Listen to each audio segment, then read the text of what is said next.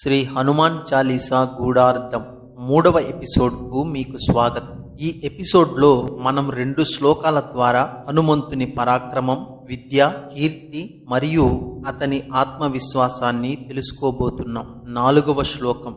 మహావీర్ విక్రమ బజరంగి కుమతి నివార సుమతి కే సంగి.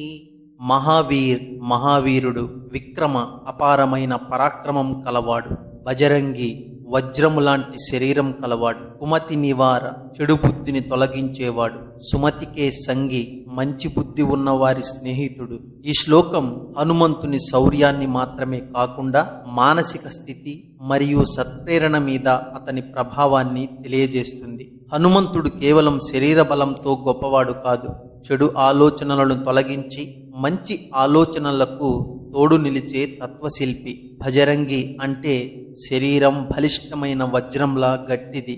ఇది మనకు తెలియజేస్తుంది శక్తి అంటే కేవలం శరీర బలమే కాదు, సద్బుద్ధిని రక్షించగల మానసిక బలము కూడా కావాలి. ఇక 5వ శ్లోకాన్ని విశ్లేషించుకుందాం. కంచన వర్ణ విరాజ సుబేష కానన కుండల కుంచిత కేశ.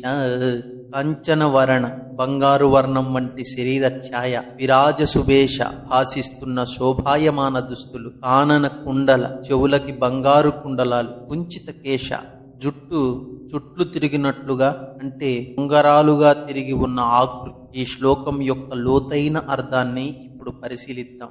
ఈ శ్లోకం ద్వారా హనుమంతుని రూపం ఆయన దైవ స్వరూపుడు అనే సంకేతాన్ని చెబుతుంది. ఆయన బంగారు రంగులో ప్రకాశించడం అంటే హనుమంతుడు తపస్సు ద్వారా తనను తాను శుద్ధి చేసుకున్న వ్యక్తిత్వ రత్నం. విరాజసుబేష అంటే అతని రూపం వెలుగునిచ్చే శక్తి కలిగి ఉంది. హనుమంతుడి రూపాన్ని ధ్యానించడమే మన భక్తికి బలాన్ని, ధైర్యాన్ని ఇస్తుంది.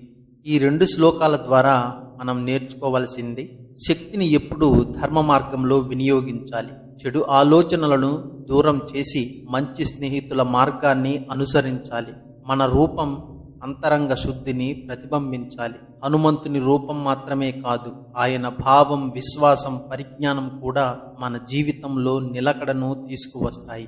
ఆయనను మనసులో స్థాపించుకోండి, మీరు ధైర్యవంతులవుతారు, భక్తిశీలులవుతారు. ఇవాల్టి ఎపిసోడ్ మీకు ఆనందం ఇచ్చిందా?